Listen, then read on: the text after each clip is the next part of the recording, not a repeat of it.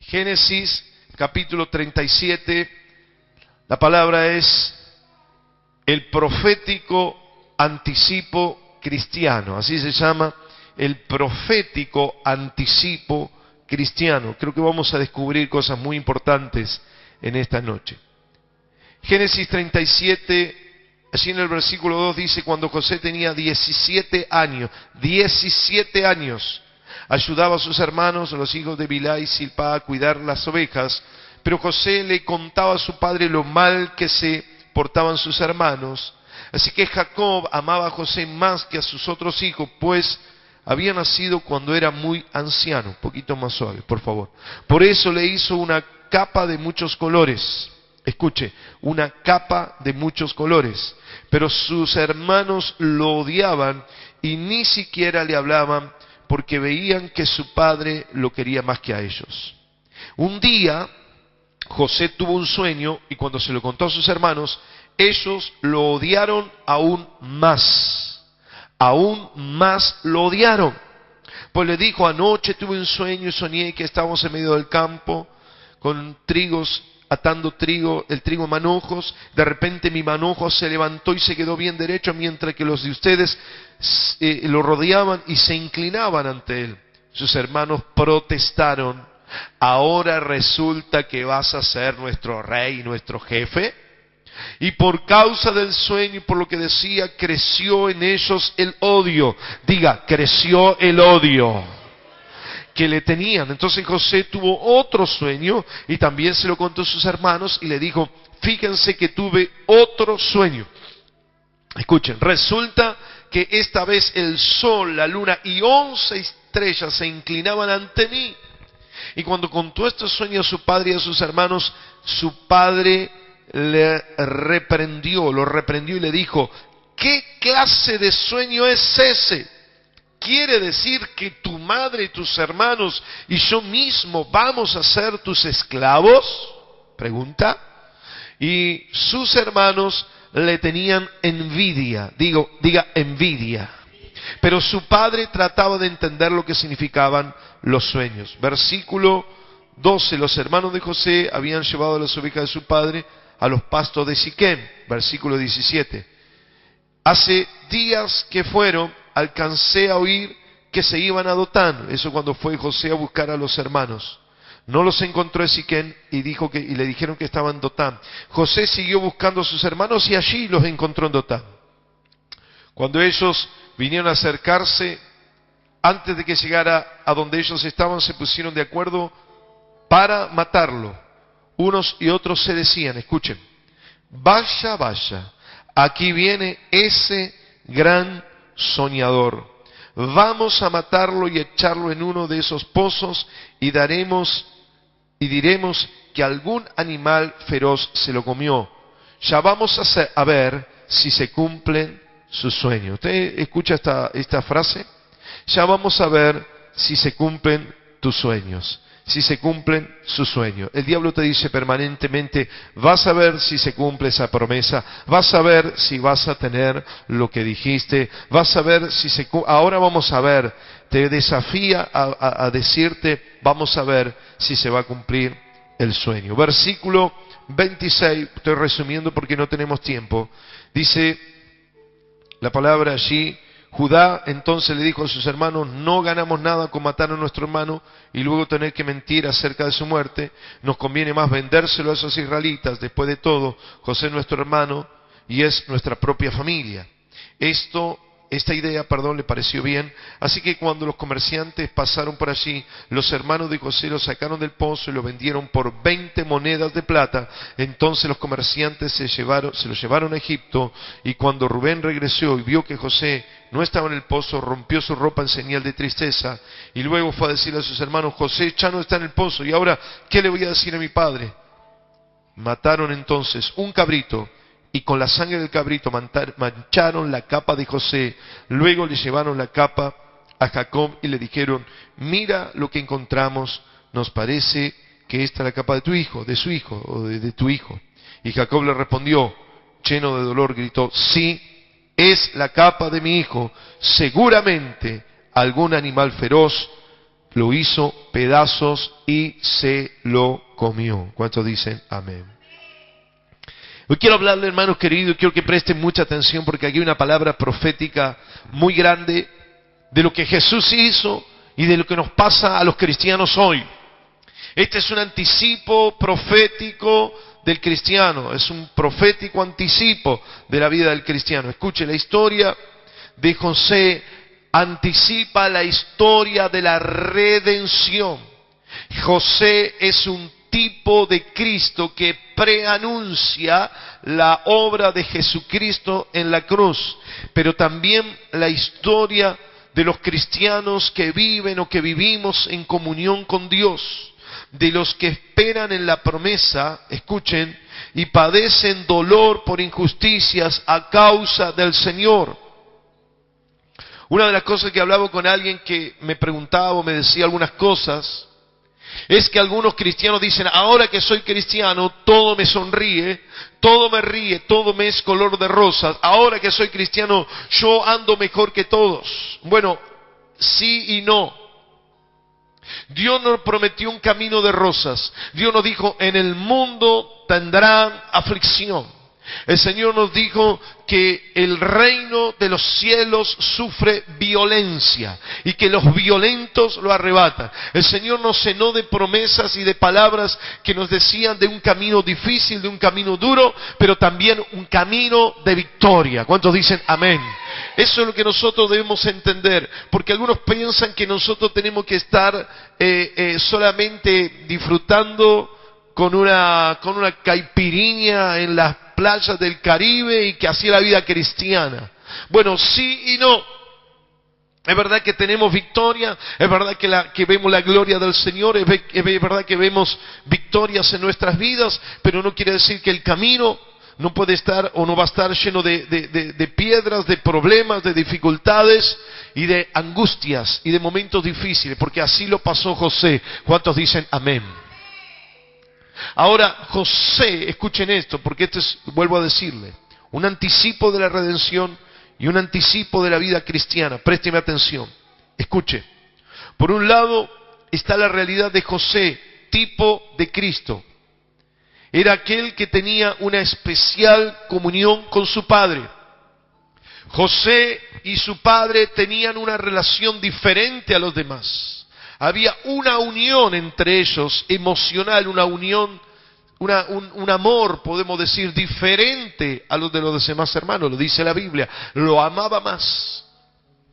Y así, hermanos queridos, vemos a Cristo en una relación y en un amor y en una intimidad con su Padre diferente, de tal manera que la Biblia dice que Dios le dijo, he aquí mi Hijo amado en el cual yo me complazco.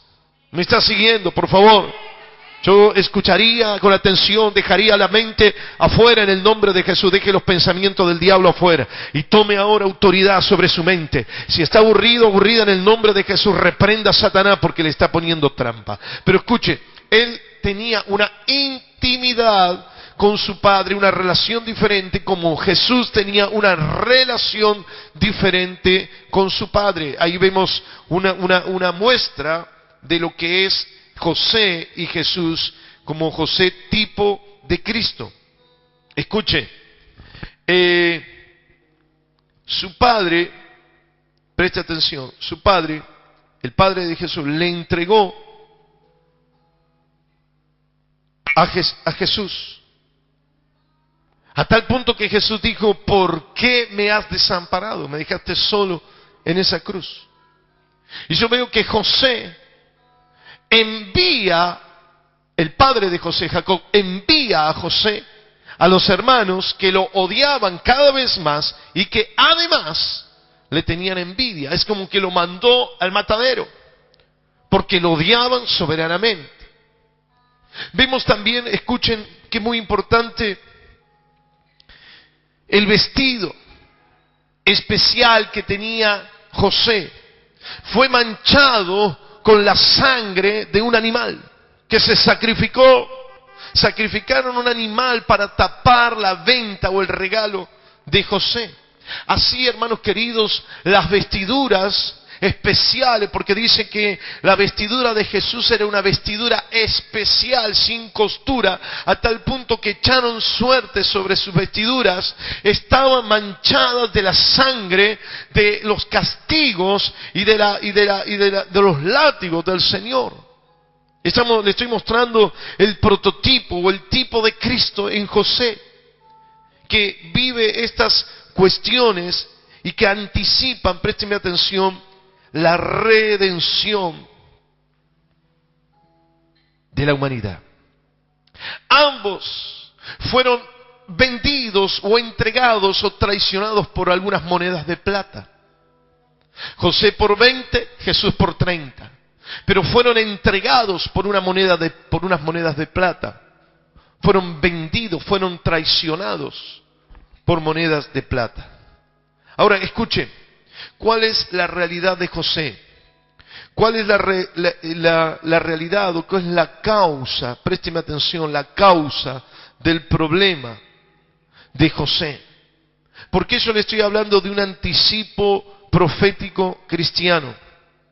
Porque vemos que José, ya olvídese del tipo de Cristo que era José, pero ahora veámoslo en nuestra interpretación como cristiano, preste atención.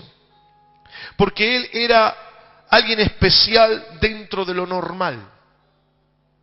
Era especial porque su padre le tenía un privilegio especial. Pero era normal porque era un hijo más de 2 hermanos.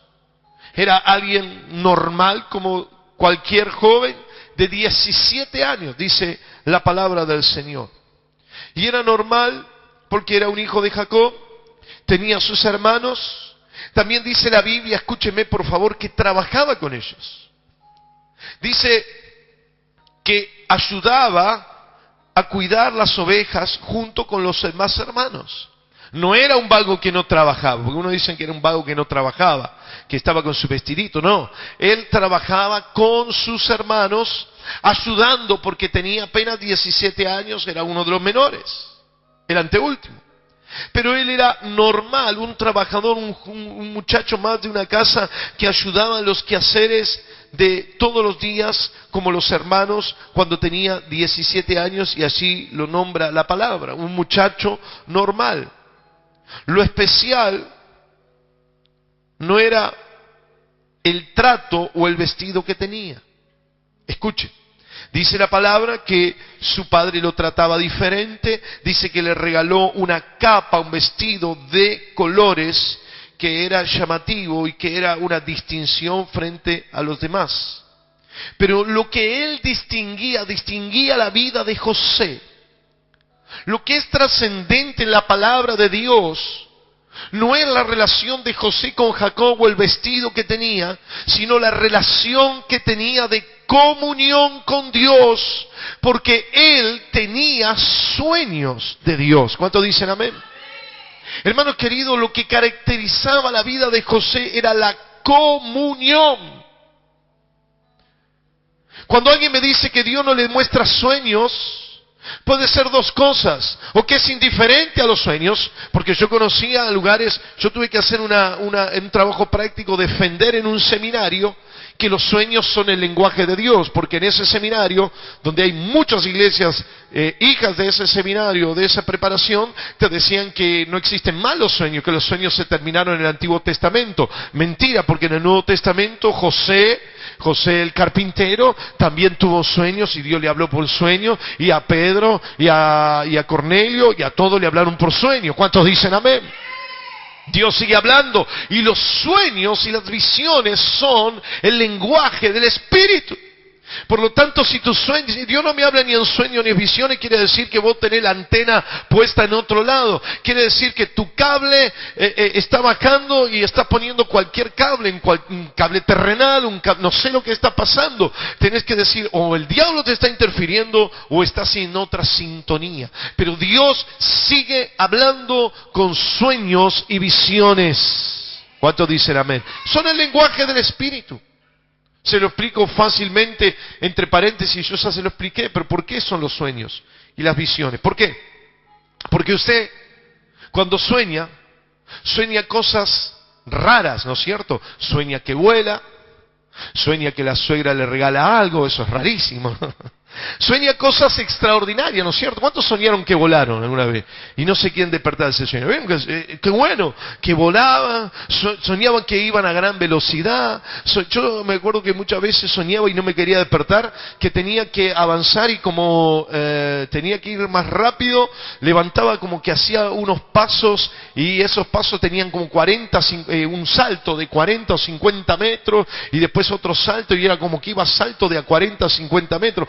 Es decir, que los sueños nos meten una dimensión sobrenatural, una dimensión que rompe las leyes físicas. Por lo tanto, si Dios es sobrenatural, ¿cómo le va a hablar? Con sueños y visiones. ¿Cuántos dicen amén? Para que usted pueda entender lo sobrenatural, Dios le habla de esa manera. Entonces, lo que distinguía la vida especial de José era la comunión con Dios que le daba o que él podía estar atento. Posiblemente le hablaba a todos.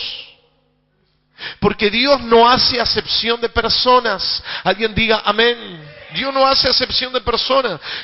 Muchos son llamados, pocos escogidos. Es decir, Dios envía el llamado. Mire, cuando uno hace un llamado al ministerio o a lo que sea, que Dios le está llamando a la consagración, al Espíritu Santo, muchos llaman y otros empiezan a dudar y empiezan a decir, yo el Espíritu Santo ya lo recibí. No, yo el Espíritu Santo, yo no quiero caerme. No, ahí ya está,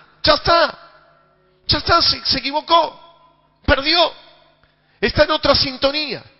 Se perdió la bendición, se lo perdió. En vez de entrar en la comunión, empezó a ver las cosas naturalmente, humanamente. Se perdió, se fue de sintonía. Por eso yo no creo que José era especial, porque a él le hablaba y a los demás no le hablaba. Sino que era especial porque él estaba dispuesto a atender los sueños. Usted habrá tenido muchos sueños, Dios le habló en los sueños, y usted ni bolilla, usted se levantó ese día y sintió cansancio, o le pareció, o Dios le habló y usted dijo, no, pero eso soy yo, porque la gente sueña. El psicólogo me dice, se sueña, ¿no? Sí, se sueña, actividad onírica y todo lo demás que hay en nuestra mente cuando dormimos, etcétera. ¿Y qué es eso? Y sueño, bueno, es normal. Los incrédulos sueñan, pero los incrédulos también Dios les habla por medio de los sueños. ¿Cuántos dicen amén? El rey de Egipto, cuando Abraham fue y mintió, Dios le habló en sueños al rey incrédulo para que no se meta con la esposa de Abraham. Dios le habla a quien quiere como sueño. ¿Cuántos dicen con sueño? Amén. Ahora, era especial porque él estaba dispuesto a escuchar los sueños, a interpretar los sueños, a darle importancia a los sueños, a valorar los sueños. Alguien diga amén. Ahora, esto es muy importante. Nuestra casa pesa, escuchen lo que le voy a decir ahora, sobre nuestra casa pesan promesas de parte del Señor. Yo te pregunto, ¿quién va a ser el José que las tome? Había promesas sobre Jacob, te bendeciré a ti y a tu descendencia y te daré el mundo entero. Y había venido sobre Abraham, sobre Isaac y sobre Jacob. Ya estaba la promesa en la casa, pero había 10 o 11 hermanos que estaban paveando, que estaban discutiendo, que estaban llenos de pecados, de envidia, de cosas, pero había uno que estaba dispuesto a tomar la promesa. Yo quiero decirte que sobre tu casa hay una promesa de Dios y hay alguien que la tiene que tomar, hay alguien que la tiene que tomar. Amén, amén. Dale un fuerte aplauso al Señor y decir, voy a tomar la promesa, yo la voy a arrebatar, la voy a arrebatar. Amén. Yo no sé si está por internet, pero yo escuché una parte nada más de un mensaje que dice del pastor Rodríguez, creo que decía la bendición que se iba a perder, algo así es. Yo quiero que la busque porque hay un montón de bendiciones que se van a perder, pero hay gente que dice, la arrebato yo, es mía. ¿Cuántos dicen amén? En mi casa Dios llamó al ministerio. En mi familia, mire, una de las características es que yo no tengo por parte de padre o de madre hacia atrás, ni abuelo ni bisabuelo, hasta donde yo sé, no tengo, y menos de mi parte de mi madre, que no conocían la palabra, mis abuelos y bisabuelos, Mejor dicho, mis bisabuelos no conocían, porque mis abuelos conocieron la palabra, de parte de mi mamá, de parte de mi papá, conocieron la palabra del Señor, pero no tengo ningún antecedente de ningún pastor de parte de padre o de madre. Pero hermanos queridos, venía sobre la familia una bendición, venía una promesa, yo la arrebaté, amén. Yo quiero que usted la arrebate, arrebate la bendición, sea un José que diga, no, esto es mío. Yo no creo porque si vamos a ver a los preferidos, Benjamín era el más chico, así que Benjamín podría ser, o Rubén el primogénito, pero hermanos queridos, la promesa que se iba a perder la tomó José. En esta noche hace falta los José que arrebaten la promesa. Alguien diga amén. Por eso es especial José. Fíjese que dijo, José tuvo un sueño. No encontré que diga ninguna traducción que Dios le dio un sueño a José. No dice, y Dios le dio un sueño a José. No. José tuvo un sueño. Es decir, él arrebató ese sueño, arrebató esa verdad. Él dijo, este es mi Dios que me está hablando. ¿Cuántos dicen amén? Arrebatá el sueño que tenés de parte de Dios. Aunque pese una promesa, no la desperdicies. Pero lo que te quiero decir es que arrebatar un sueño tiene un costo. Jesús arrebató la promesa. Jesús arrebató esa promesa, tomó esa promesa. Él dijo, yo vine a cumplir la voluntad de mi Padre, y tuvo un costo. Yo quiero decirte que vos podés tomar hoy y decir, bueno, ahí está la promesa, yo no sé si es para mí, no sé si lo voy a tomar, no sé si es lo que Dios quiere para mí. Pero quiero decirte algo importante. Tomar la promesa te significa un problema. Por eso te comencé diciendo que hay unos que creen que el evangelio es que yo tengo que tener plata, que todo me tiene que ir bien, que tengo que tener salud. Bueno, por supuesto, porque yo creo en un Dios que sana, pero el que sana al enfermo. Entonces cuando usted tiene enfermedad tiene que ser sanado, es una lucha. Usted es sano porque primero es enfermo y Dios le sana, y después Dios le cuida la salud también. Y usted es prosperado porque un día no tiene, pero Dios le prospera. ¿Cuántos dicen amén? Por eso tiene un costo, y se lo voy a nombrar rápidamente. Primero, hay que pasar la prueba del odio. A José dice que era odiado, versículo 4, sus hermanos lo odiaban. Yo se lo dije y usted lo repitió, lo odiaban, lo odiaban a causa del privilegio que tenía, porque él tenía una capa. Él tenía una capa, dice la palabra, de colores. Hermanos queridos, este era un anticipo, esta era una capa profética. No era la malcrianza de un padre, era algo que el padre no sé si se estaba dando cuenta de lo que estaba haciendo. Pero mire, hay unas traducciones que dicen que tenía un vestido, pero aquí dice claramente una capa. Él tenía una capa, ¿por qué? Porque capa tenían los príncipes y los reyes, capa tenían las personas que estaban en eminencia. Entonces Dios le estaba poniendo, su padre le estaba poniendo una capa profética, le estaba diciendo que él iba a llegar a ser grande, que él iba a ser un príncipe, que él iba a tener autoridad. Alguien diga amén.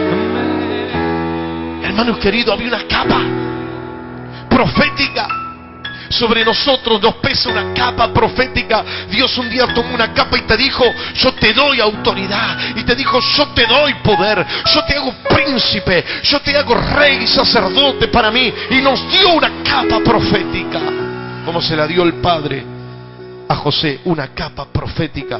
Era el anticipo de lo que José ya estaba soñando. El padre no sabía, pero cuando le puso esa capa, yo creo que ahí comenzó a soñar José.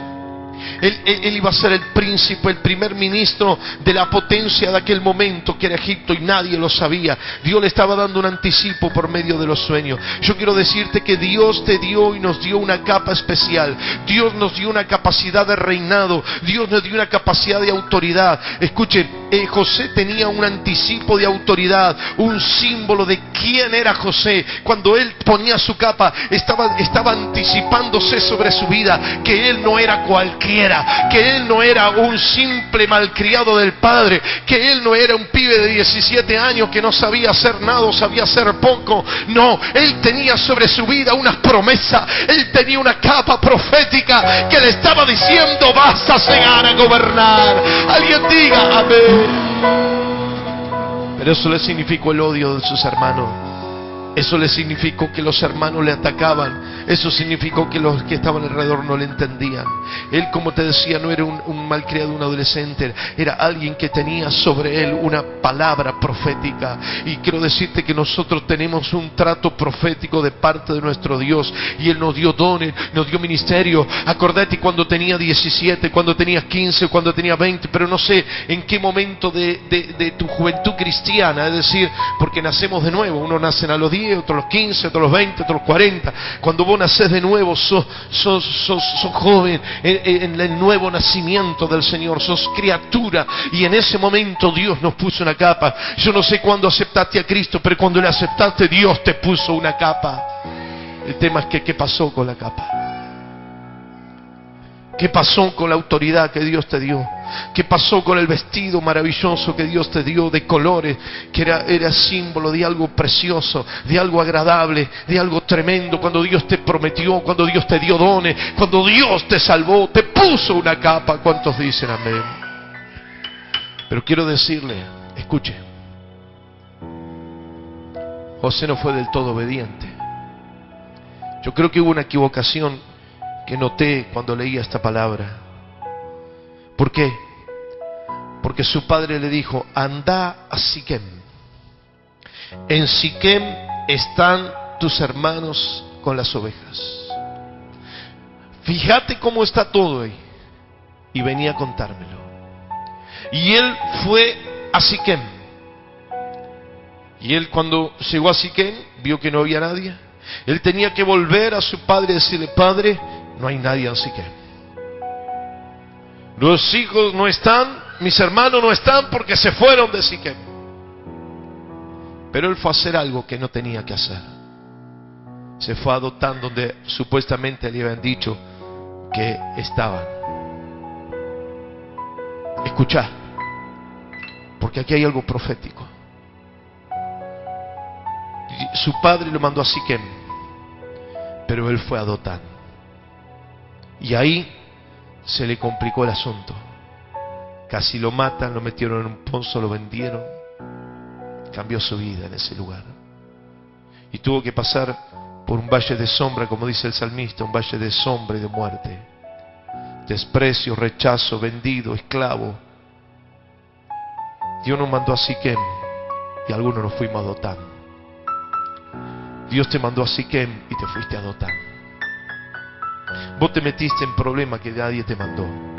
Vos decidiste cosas que no tenías que hacer. Y elegimos el camino más largo. El camino que le tocó a José fue de la esclavitud, del desprecio, el rechazo de los hermanos, la mentira, la cárcel, todo lo que usted sabe de la historia de José, que la puede leer. Él tuvo que pasar la prueba del odio de sus hermanos. Y cuando contaba, dice que más lo odiaba. Escuchá, el enemigo te odia. Vos, cuando recibiste a Cristo, escucha bien, recibiste una capa de colores maravillosa, de dones, de ministerio, de cosas poderosas. Escuchá, ¿qué hiciste con tu capa?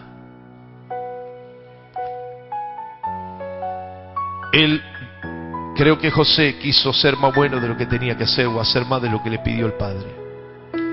Y terminó en Dotán y terminaron arrebatándole la capa. Hay muchos que desobedecen y pierden la capa. Hay muchos que no se ajustan a la palabra de Dios, de su padre, y pierden la capa. Y yo vuelvo a decirte, ¿qué hiciste con tu capa? ¿Qué hiciste con tu cobertura espiritual?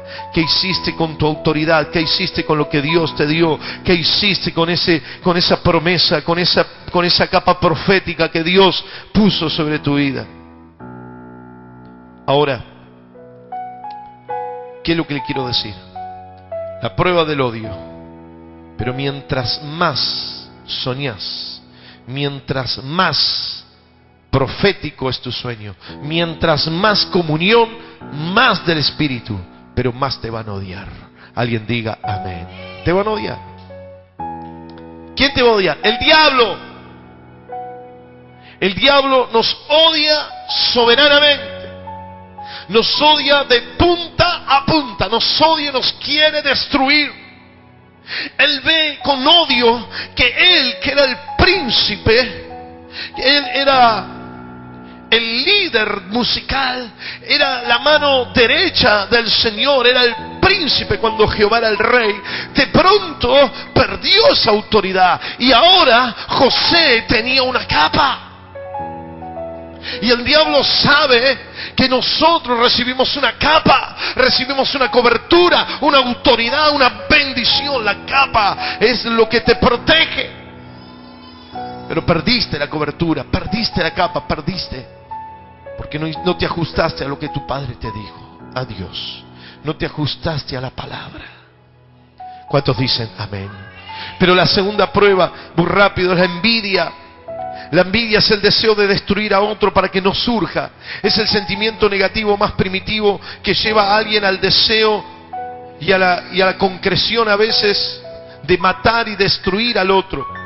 Simplemente, escuchen, le estaba contando sus sueños, porque los sueños proféticos son para contarlo. Y no lo hubiese contado, no, si no lo hubiese contado no era el profeta. ¿Cuántas veces te callaste tus sueños, te callaste tus visiones, te callaste lo que Dios te dijo? Y cuando Dios te da algo profético es para declarar. Proferir significa soltar palabra, proferir significa contar, proferir significa hablar delante de alguien, profetizar significa hablar de parte de Dios y adelante de alguien. No se profetiza solo. A veces profetizamos en contra de las tinieblas. Por eso a veces cuando usted está reprendiendo y diga profetizo sobre mis hijos, sobre mi familia, sobre mi economía, usted lo profetiza delante de Belcebú, delante de Mamón, delante de Asmodeo, de quien sea. Alguien diga amén. Pero hermanos queridos, estaba la envidia, y la envidia dice que quería matarlo. Mire, ellos no le interesaban los sueños, ellos no querían la capa, porque de hecho después la rompieron. No le interesaba lo que tenía José, solamente quería destruir. Eso es lo que quiere hacer el diablo. El diablo solamente te quiere destruir porque te quiere destruir, porque somos enemigos del diablo. ¿Cuántos dicen amén? El que se constituye amigo de Cristo es enemigo de Satanás. Entonces el diablo te quiere destruir, te tiene envidia, te quiere detener, te quiere matar, te quiere despojar de tu cobertura profética, de tu capa. El diablo te quiere robar. Así lo dice la palabra, que el enemigo sino vino a matar, hurtar y destruir. Pero en el versículo, escucha, 18, muestra que hay un acuerdo diabólico para matarlo a José. Esto es lo que sucede. El diablo se pone de acuerdo y lo único que quiere es matarte. Y así algo pasó en Rubén y le dijo: mejor no lo matemos. ¿Por qué? Porque el enemigo te quiere matar, pero Dios dice: hasta acá no más. ¿Cuántos dicen amén? Tenemos un Dios que nos protege. Tenemos un Dios que dice: hasta acá.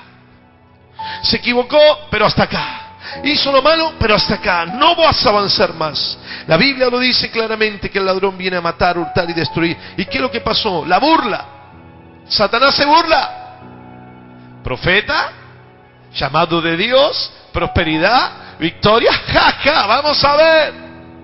¿Cómo le dijeron a José? Ahí viene el soñador de sueños, ahí viene el delirante, ahí viene el loquito de los sueños, que Dios le habla en sueño y no sé qué estupidez, porque eso es lo que te dice el diablo. Y cuando vos te sentís mal y deprimido, viene el diablo y te dice: ¿y dónde está tu victoria? ¿Y dónde está tu fuerza? ¿Y dónde está tu capacidad? ¿Y dónde está tu poder? ¿Y dónde está tu amén y gloria a Dios? ¿Y dónde está que me reprendiste ayer o me echaste a mí y ya ahora te tengo? Hermanos queridos, así se creía el diablo, así se cree el diablo. Pero quiero decirte entre paréntesis, la última palabra la tiene Dios. Así que el diablo te odia, el diablo te envidia, y termino, el diablo, y tenés que pasar por eso, ¿no? La prueba del odio, de la envidia, y la prueba de la traición. Algunos esperan que la familia, los hermanos, la iglesia, el pastor, los líderes, los cristianos, los avivadores y los sobrenaturales te aprueben, te digan qué lindo, qué bien, ¿eh? No. Mientras más buscas a Dios, más luchas y más ataques tenés de envidia y de odio. ¿Cuántos dicen amén? Y más te traiciona. Y más te traiciona. Mientras más hablas de Dios, porque él hablaba de lo profético, de lo que Dios le estaba mostrando. Él estaba diciendo lo que Dios iba a hacer con la familia, que estaba en prueba, en lucha. Él tenía que declarar lo que Dios iba a hacer. Pero comenzaron a rechazarlo, a maltratarlo. Comenzaron a despreciarlo. Y no le reconocían su capa de colores. Se la sacaron, se la rompieron, se la mancharon con sangre. Hermano querido, esto es así. A veces esperamos el reconocimiento, la ayuda, pero nos van a traicionar. Hermanos queridos, el salmista dijo en el Salmo 55, tú, mi íntimo, mi familiar, que juntos comunicábamos los mensajes de Dios, ahora te levantaste contra mí, ahora me traicionaste. A David lo traicionó su propio hijo Absalón. La Biblia está llena de traiciones, permanentemente traiciones y traiciones. Reyes, padres, familias traicionadas. ¿Cuántos dicen amén? Por eso te estoy diciendo que el camino del Señor no es color de rosa, en el sentido que siempre todo, no. Va a haber pruebas y problemas, pero en esas pruebas vas a tener la victoria. En esos problemas te vas a levantar. Alguien diga amén. Hermanos queridos, la traición es una realidad. No se animaron a matarle porque hasta ahí, el diablo sabe que hasta ahí no puede hacer más, porque hay un Cristo que nos bendice, hay un Cristo que nos da la oportunidad de la vida. ¿Cuántos dicen amén? Hay un diablo que no se anima a matarte, te mete en el pozo. Jeremías estaba en el pozo, Daniel estaba en el pozo, Pablo en la cárcel, que era como un pozo, porque era la parte final de la cárcel, que era como un pozo. Es decir, distintos hombres de Dios estuvieron en un pozo. El pozo significa todo lo negativo. Representa la soledad, la depresión, el miedo, la angustia, la amenaza. Imagínense en un pozo metido ahí en el fondo Daniel, mientras los hermanos estaban arriba riéndose, burlándose. Él estaba temblando por su vida. Capaz que me matan, capaz que me destruyen, no sé qué va a pasar. 17 años, todo por delante. Sin embargo, estaba en un pozo, estaba en un momento de angustia, estaba en un momento de traición. Esta es una realidad. Pero escuche, yo creo que José la pasó mal. Tal vez estaba desilusionado de su padre. Porque ¿por qué no me fue a buscar mi padre? ¿Por qué no vino a buscarme en Egipto? ¿En algún lugar? No, él no sabe que le mintieron los hermanos y que le dijeron. El padre se creyó la mentira. ¿Por qué no me vino a buscar? Sin embargo, dice la palabra que él lloraba tanto con amargura el padre que no quería que nadie le hable. A veces nosotros nos quejamos de Dios. ¿Por qué no me ayuda? ¿Por qué no hace esto? Lo otro? Dios está llorando por nosotros. ¿Cuántos dicen amén? Está llorando por nosotros. Porque estamos desaparecidos. Porque estamos indiferentes. Por eso le digo que José, además de ser un tipo de redención de Cristo, también es un modelo, un anticipo del sufrimiento y de la lucha del cristiano, que pasa por el odio, que pasa por la envidia y que pasa por la traición. Pero hermanos queridos, quiero decirle algo en esta noche, y vamos a terminar de esta manera. Yo quiero que te pongas de pie. Vamos a pararnos todos, hermanos. Vamos a terminar. Mira lo que te quiero decir. Escucha lo que te quiero decir en esta noche. Presta mucha atención. Yo quiero que cerremos todos los ojos y con mucha atención, escuchen lo que le voy a decir de parte del Señor, porque aquí quiero darle el rema de parte de Dios. Sobre tu vida pesa una promesa. Yo no sé si ahora te acordarás. A mí me profetizaron, pastor. Sí. Sobre tu familia pesa una promesa. Porque dice que Dios, cuando bendijo a Abraham, le dijo: en ti serán benditas todas las familias de la tierra. ¿Cuántos dicen amén?